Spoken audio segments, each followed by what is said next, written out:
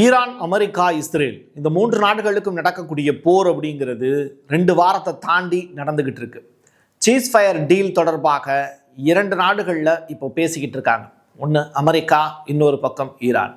ஆனால் ஈகோ காரணமாகவும் இலக்குகள் சரியாக யார் வெற்றி பெற்றார் அப்படிங்கிறதுல அறிவிக்கிறதுல சில இருக்கக்கூடிய குழப்பங்கள் காரணமாகவும் 2 நாடுகளுமே இப்போது சீஸ் ஃபயர் டீல் ரிலேட்டடாக ஓகே சொல்கிறதுக்கு மறுக்கிறாங்க.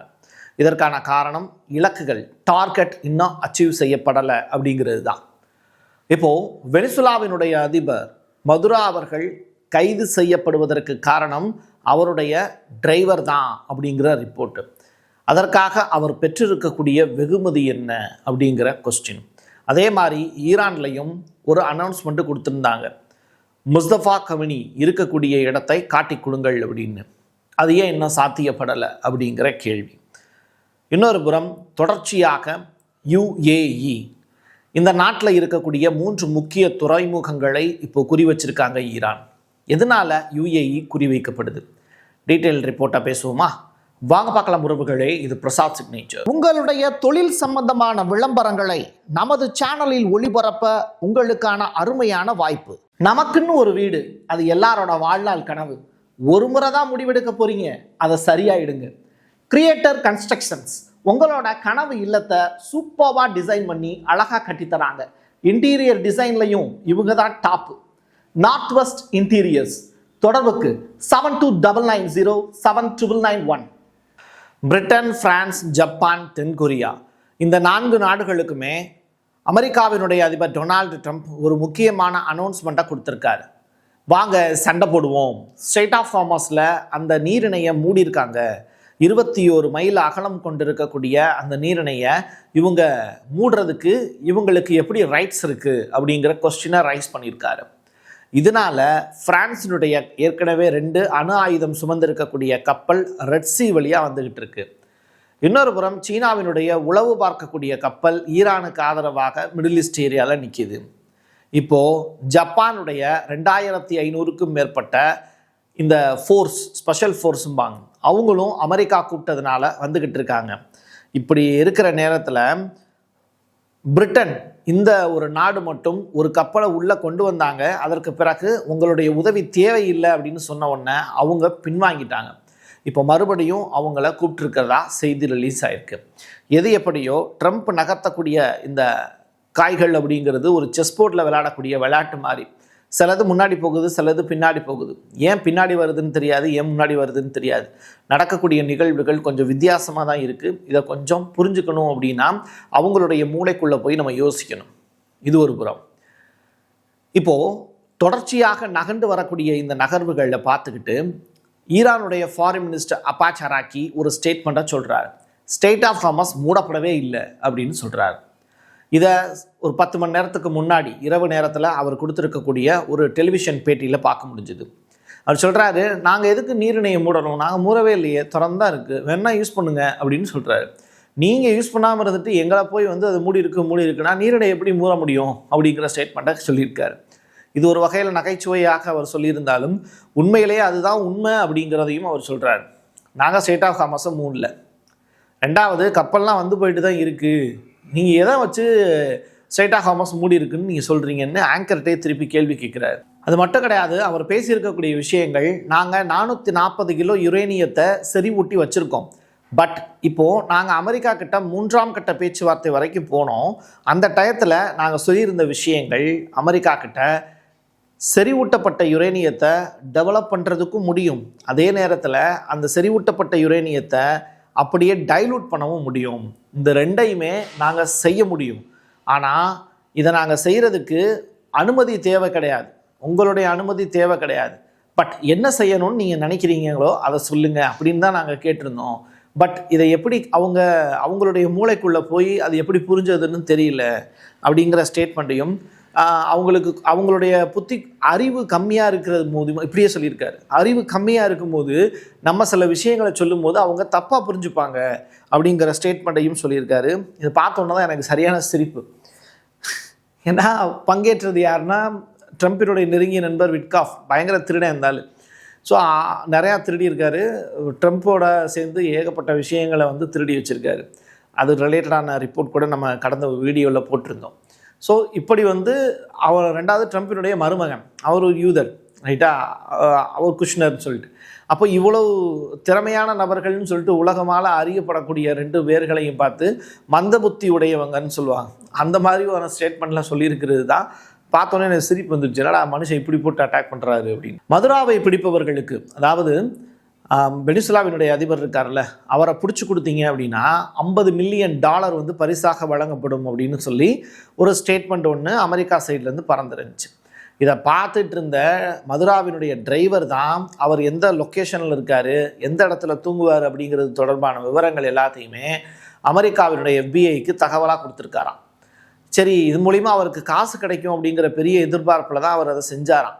ஆனால் கடைசியில் வந்து பார்த்திங்கன்னா மதுரா அவர்களை கைது பண்ணி கூட்டிகிட்டு போயிட்டாங்கல்ல, அதற்கு பிறகு அவருக்கு காசே கொடுக்கலையா. ஸோ அமெரிக்கா வந்து இப்படி வஞ்சகம் பிடித்தவர்கள், சொல்கிறது ஒன்றா இருக்கும், செய்கிறது ஒன்றா இருக்கும். ஸோ நீங்கள் காட்டி கொடுக்குறீங்க, போட்டு கொடுக்குறீங்க அப்படின்னா கொஞ்சம் கவனமாக இருங்க, உங்களுக்கு அமெரிக்கா உதவி செய்ய மாட்டாங்க அப்படிங்கிற விஷயத்தையும் சொல்லியிருக்காரு. எதுக்கு இதை இப்போ நான் சொல்கிறேன் அப்படின்னா, வெனிசுலாவினுடைய நாட்டில் இப்போது 7 வருஷத்திற்கு பிறகு US எம்பசி ஒன்று உருவாயிருக்கு. சாவேஸ் அப்படின்னு சொல்லிட்டு ஒருத்தர் ஆட்சி பண்ணார். அவருடைய தொடர்ச்சியாக தான் மதுரா அவர்களுக்கு வாய்ப்பு கொடுத்தது. சாவேஸினுடைய பீரியடில் அமெரிக்காவுக்கு ஃபுல் அண்ட் ஃபுல் எதிர்ப்பு இருந்தது. அதற்கு பிறகு வந்து US எம்பசிங்கிறது அங்கே இல்லை. மதுரா அவர்கள் வந்ததற்கு பிறகும் US எம்பசி கொடுக்கப்படலை. இப்போ என்ன அப்படின்னா, அந்த நாட்டை வந்து முழுவதுமாக அவங்க கிட்டத்தட்ட கைப்பற்றின நிலைமை தான். இப்போ என்ன பண்ணுறாங்க, டோட்டலாக வந்து இப்போது US எம்பசி ஸ்டார்ட் பண்ணிட்டாங்க. இன்னொரு விஷயம், இந்த டிரைவருடைய விஷயத்தை பற்றி சொல்லிட்டு இருந்தேன்ல, அது எதுக்காக சொன்னேன்னா, அயத்துல்லா கமினி அவர்களுடைய மகனாக இருக்கக்கூடிய முஸ்தபா கமினி அவர்களை காட்டி கொடுத்தால் 92 கோடி ரூபாய் இந்தியாவோட மதிப்பில் $10 மில்லியன் கொடுக்கப்படும்னு சொன்னாங்க. இதுவும் வந்து பொய். ஸோ நீங்கள் யாராவது ஒருத்தவங்க காட்டி கொடுக்கணும் அப்படிங்கிற மாதிரியான ஒரு விஷயத்தையெல்லாம் மனசில் வச்சுருந்தாங்க அப்படின்னா அவங்க தங்களுடைய புத்தியை மாற்றிக்கோங்க. ஏன்னா அமெரிக்கா காசு கொடுக்க போகிறது இல்லை அப்படிங்கிறதையும். ஸோ அமெரிக்கா காசு கொடுக்க போகிறது இல்லை அப்படின்னா என்ன, காட்டி கொடுத்தாங்க அப்படின்னா காசு கொடுக்க மாட்டாங்க, அவங்க வேலையை முடிச்சோன்னா அவங்க வாட்டுக்கு போயிட்டே இருப்பாங்க அப்படின்னு தான் சொல்கிறாங்க. ஸோ இதையும் வந்து ஒரு டிவி நிகழ்ச்சியில், விவாத நிகழ்ச்சிகளில் பேசிக்கிட்டு இருக்கக்கூடிய காட்சிகளையும் நான் பார்த்தேன். இது எல்லாமே அமெரிக்க ஊடகத்திலே வெளியில் வருது. ஈரான் UAE மேலே இப்போது போர் தொடுக்க போகிறாங்க. இந்த போர் அப்படிங்கிறது US எம்பசி மேலே தான் அட்டாக் நடத்த போகிறோம் அப்படிங்கிற அனௌன்ஸ்மெண்ட்டையும் கொடுத்துருக்காங்க.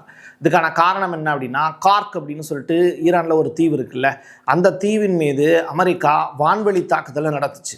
இதற்கு பயன்படுத்தப்பட்ட அந்த தளம் தான் இந்த UAEயில் இருக்கக்கூடிய US எம்பசிஸ். இதனால் UAE மேலே, போர்ட் மேலே அட்டாக் பண்ண போகிறோம் அப்படிங்கிற ஸ்டேட்டஸ் சொல்லியிருந்தாங்க. இப்போ அந்த துறைமுகங்கள் எந்தெந்த துறைமுகங்கள் அப்படின்னு ஈரான் அனௌன்ஸ் பண்ணியிருக்காங்கன்னா, ஒன்று வந்து மினா ஜபல் அலி அப்படிங்கிற அந்த போர்ட்டு, இன்னொன்று கலிஃபா போர்ட்டு, இன்னொன்று ஃபுஜைரா அப்படிங்கிற போர்ட்டு. இந்த ஃபுஜைரா அப்படிங்கிற போர்ட்டில் தான் சரியாக இலக்குகள் தாக்கப்பட்டு புகைமூட்டங்களாக காட்சியளித்தது, நெருப்பு ஜுவாலைகளும் எரிஞ்சுக்கிட்டு இருக்கு. மீதி 2 போர்ட்டு இன்னும் அட்டாக் செய்யப்படலை. அது இன்றைய தினம் அட்டாக் செய்யப்படும் அப்படின்னு சொல்லிட்டு ஈரான் சைட்லேருந்து எதிர்பார்க்கலாம். ஏன்னா அவங்க சொல்கிறாங்க அப்படின்னா அதை செஞ்சுக்கிட்டு தான் இருக்காங்க, வரிசையாக இதை சொல்லிட்டு செய்கிறாங்க. 49th வேவில் அதை செஞ்சு முடிப்போம் அப்படிங்கிறத எதிர்பார்க்கப்பட்டுச்சு. ஒரு இரவு கடந்திருக்கு. இந்த புஜைரா போர்ட்டில் மட்டும் அட்டாக் நடந்திருக்கு. அடுத்து இந்த 2 போர்ட்டில் அட்டாக் நடக்கும் அப்படிங்கிற மாதிரியான செய்திகள் கிடைக்கிது. லானஸ் அப்படின்னு சொல்லிட்டு ஒரு ரிஃபைனரி சோர்ஸ் இருக்கக்கூடிய இடம். இது எங்கே இருக்குது அப்படின்னா, ஈராக்கில் இந்த எர்பில் அப்படிங்கிற ஏரியா இருக்குல்ல, அதற்கு பக்கத்தில் இருக்குது. ஸோ இதுவும் US தளங்கள் தான். இந்த US தளங்களை குறி வச்சு தான் ஈராக்லையும் அட்டாக் நடந்துகிட்டு இருக்கு. ஈராக்கினுடைய பிரைம் மினிஸ்டர் போர் ஆரம்பித்த இந்த 2 வார காலத்தில் எதுவுமே பேசவே இல்லை. பட் ஈரானோட அவங்க நல்ல டைப்பில் இருக்காங்க அப்படின்னும், ஈராக்கில் இருக்கக்கூடிய அமெரிக்க தளங்கள் எல்லாத்தையும் வெளியேற்றுவதற்கு இதை தவிர வேறு வாய்ப்பே கிடையாது அப்படிங்கிறதுலையும் ஈராக் தெளிவாக இருக்காங்க. UAE, இந்த பக்ரைனு, அதுக்கு பிறகு சவுதி அரேபியா, இந்த நாடுகள்லாம் என்ன பண்ணுறாங்க, அமெரிக்காவினுடைய அடிமையாக இருக்காங்க. பட் ஈராக் அப்படிங்கிற நாடு இப்போது அமெரிக்கா கிட்ட ஏற்கனவே அடி வாங்கி சோர்ந்து போய் இப்போ புதிய தலைவர்கள் உருவாயிருக்காங்க. அதனால் அவங்க சைடில் தெளிவாக இருக்காங்க, ஈரான் தான் நம்முடைய நண்பன் அப்படின்னு. மற்ற நாடுகள்லாம் இன்னும் அமெரிக்காவினுடைய அடிமை புத்தி அவங்களுக்குள்ளே ஊறி போச்சு, அவங்கள காப்பாற்றுறதுங்கிறது கஷ்டம். பட் ஈராக் அப்படி கிடையாது, அதிலிருந்து கொஞ்சம் கொஞ்சமாக வெளியில் வந்துட்டாங்க. இப்போது அமெரிக்கா தேவையில்லைங்கிற முடிவுலையும் அவங்க இருக்காங்க. ஆனால் போன்னு சொன்னால் போக மாட்டுறாங்க அமெரிக்கா. அதனால் ஈரான் நடத்தக்கூடிய தாக்குதலை ஈராக்கில் அவங்க அப்ரூவ் பண்ணுறாங்க. இஸ்ஃபகான் அப்படின்னு சொல்லிட்டு ஒரு இடம், அங்கே நியூக்ளியர் சைட் இருக்குங்கிறது ஒரு பக்கம். ஆனால் அங்கே 23 லட்சம் மக்கள் வாழ்கிறாங்க. அந்த மக்கள் இருக்கக்கூடிய சிட்டிஸ், ஹோமு, அதற்கு பிறகு நிறையா மால்ஸு, கட்டடங்கள், பிஸ்னஸ் மேன்ஸ் அண்ட் உமன்ஸ் இவங்க எல்லாருமே இருக்காங்க. நிறையா அணு விஞ்ஞானிகள் வாழக்கூடிய ஒரு இடம், மருத்துவர்கள் வாழக்கூடிய இடம், ஈரானில் படித்த மக்கள் அதிகமாக வாழக்கூடிய ஒரு இடம் அப்படின்னா இந்த 23 லட்சம் மக்கள் வாழக்கூடிய அந்த இஸ்ஃபகான் அப்படிங்கிற இடம் தான். அதன் மீது இப்போது பெரிய அளவிலான அட்டாக் அப்படிங்கிறது அமெரிக்கா மற்றும் இஸ்ரேலால் நடத்தப்பட்டுக்கிட்டு இருக்கு. அந்த படித்த அறிவாளிகளை கொலை செய்ய வேண்டும் அப்படிங்கிறது மட்டும்தான் அமெரிக்க இஸ்ரேலுடைய நோக்கமாக இருக்குது. அதுதான் தொடர்ச்சியாக அரங்கேறிக்கிட்டு இருக்கு.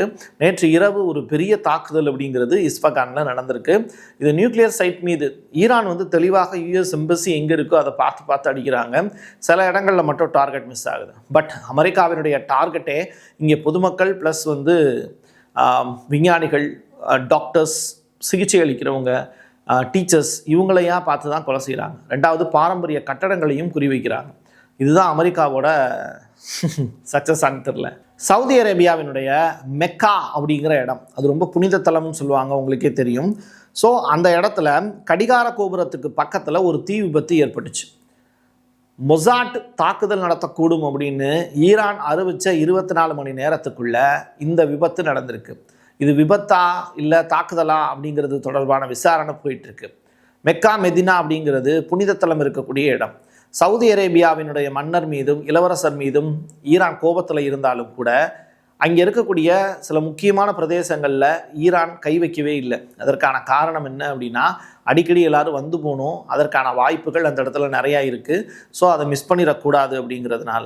ஸோ இங்கே இறை நம்பிக்கை இருக்கக்கூடியவங்களுடைய அந்த உணர்வுகளுக்கு மதிப்பு கொடுத்து ஈரான் சவுதி அரேபியா மேலே பெரிய அட்டாக் பண்ணலை. ஏன்னா அயத்துல்லா கமினி அவர்களை கொலை செய்ய சொன்னதே சவுதி அரேபியாவினுடைய இளவரசர் தான் அப்படின்னு சொல்கிறாங்க, சல்மான். ஸோ அவர் மேலே ஒரு காட்டம் இருக்குது. பட் இலக்கு அவராக இருக்கலாம், ஆனால் இடங்களை குறிவைக்கிறதுங்கிறது ஈரானுடைய நோக்கமாக இல்லை. பட் மொசாட் அவங்க சம்பவத்தை பண்ணிட்டு அதை ஈரான் மேலே பணி சுமத்துவதற்கான வாய்ப்பும் அதிகமாக இருக்குன்னு லாஸ்ட் 24 ஹவர்ஸில் எச்சரிக்கையும் பறந்திருக்கு. இஸ்ரேலிய பிரதமர் நெதன்யாகு பணிபுரிந்த ஒரு அலுவலகம், அந்த அலுவலகத்தில் அப்படியே தீப்பிடித்து எரியக்கூடிய காட்சிகள், அதில் உள்ளுக்குள்ளே போயும் படம் எடுத்திருக்காங்க, இன்டீரியராக உள்ளே போய் படம் எடுத்திருக்காங்க. அந்த படத்துலையும் ஏகப்பட்ட பாதிப்புகள் இருக்கிற மாதிரி தெரியுது. ஸோ அந்த வீடு முழுவதுமாக இருந்திருக்கக்கூடிய எல்லாருமே இறந்திருக்கக்கூடும் அப்படிங்கிற மாதிரி செய்திகள் வெளியாகுது. ஆனால் நெதன்யாகு அதில் இருந்தாரா அப்படிங்கிற ரிப்போர்ட் ஃபைல் ஆகலை. பட் பேரலாக ஒரு விஷுவல் ஒன்று கிடச்சிருக்கு. இஸ்ரேலிய பாதுகாப்புத்துறை அமைச்சர் கட்ஸ் தலைமையில் ஒரு மீட்டிங் ஒன்று நடந்திருக்கு. ஏன் கட்ஸ் தலைமையில் ஒரு மீட்டிங் நடக்குது அப்படின்னா, அது போர் அமைச்சரவைக்கான மீட்டிங். பட் போர் அமைச்சரவைக்கான மீட்டிங்கில் பாதுகாப்புத்துறை அமைச்சர் கலந்துக்கும் போது அந்த இடத்துல கண்டிப்பாக பிரதமரும் இதுவரைக்கும் இருந்திருக்கார். அப்படி பிரதமர் இல்லாத ஒரு மீட்டிங்கை அவங்க இன்னைக்கு ஆர்கனைஸ் பண்ணியிருக்காங்க.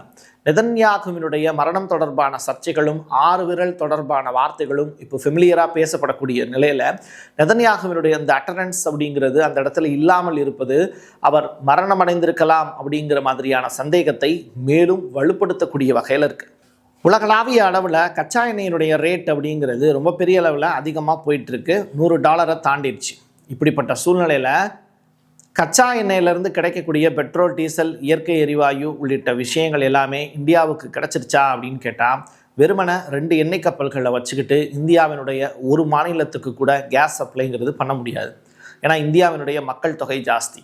நாம் இந்த வலியையும் வேதனையும் உணர்வதற்கு 1 மாத காலம் இல்லை 2 மாத காலம் கூட ஆகலாம்.